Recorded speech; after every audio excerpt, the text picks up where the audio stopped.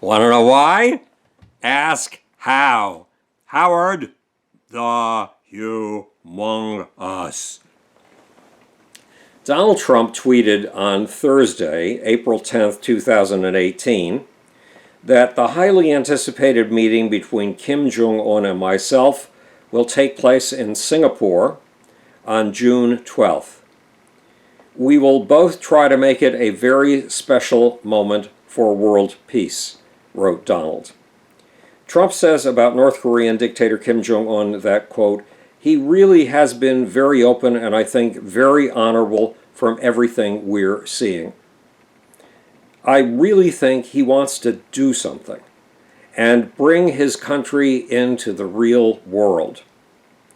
Trump added, my proudest achievement will be when we denuclearize the entire peninsula. But how does Donald Trump imagine that he will bring peace to the North Korean peninsula? Through force of personality. Says Trump, it's never been taken this far. There has never been a relationship like this. In other words, Donald Trump feels he has magical powers, unique powers. He believes that he charms other world leaders in ways that history has never, ever seen. He believes that everything his rivals do is a mess, and everything he does is a miracle. But miracles won't work on Kim Jong Un. In fact, the narcissism that twists Donald Trump's perceptions into believing that he is completing one first in the course of history after another will work against him with Kim. It appears that Kim has realized that the 45th President of the United States can be controlled by flattery, particularly by flattering Donald Trump's sense that he has just made miracles, that he has just pulled off firsts in history. Kim Jong Un has given Donald Trump 4 miracles so far, 4 big gifts for his ego. One was the attendance by North Korea at the Winter Olympics in South Korea, an attendance that Trump took credit for. He said, I don't think it would have happened without me.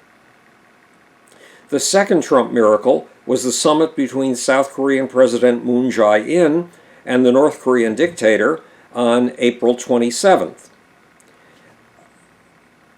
The third miracle was the agreement to meet with the Donald in person. The fourth was the return of the 3 American prisoners in the early morning of April 10th. And the fifth will be the summit with Trump in Singapore, June 12th. In that summit, Kim Jong Un will give Donald Trump 3 more big presents for his ego, 3 more miracles, 3 more historical firsts. Kim will agree to dismantle his nuclear testing facility under Mount Mantap. In fact, he will allow international inspectors, Western politicians, and most important, Western journalists and cameramen to witness the dismantling. He will agree to sign a peace treaty to end the Korean War. And he will suspend nuclear and missile testing. Yes, no more missile or nuclear warhead tests. All as gifts to Donald Trump's ego. All as historical firsts. But there are catches. Big ones. First off, most of these concessions were things that Kim needed to do one way or the other.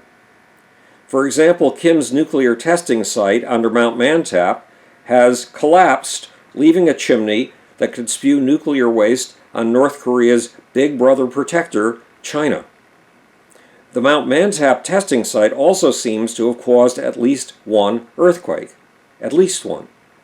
Kim might as well have inspectors in to watch the decommissioning of this disastrous site and to make it look like he is being transparent and peaceful and giving Donald Trump a present.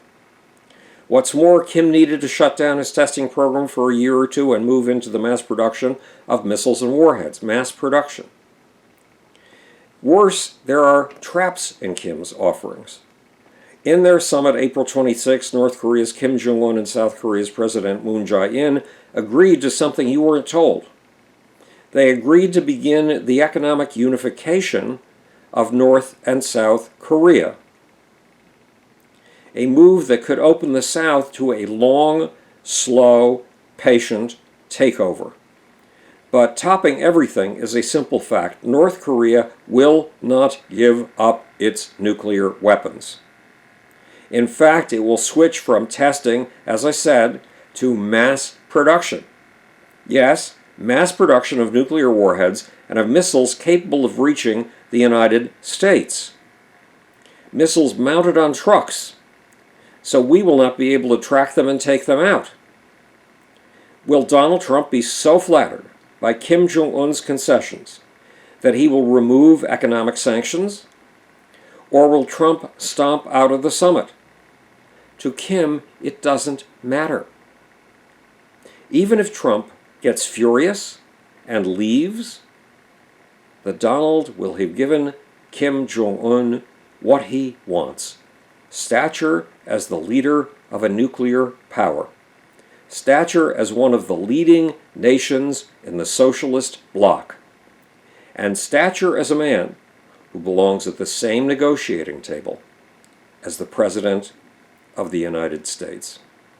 This is Howard the Humongous, speaking to you from the future. It's your job and my job to make. Or, want to know why? Ask how. And now, for that insidious and even longer distance from me, scurrilous, snappy, snipey, seditious little off-button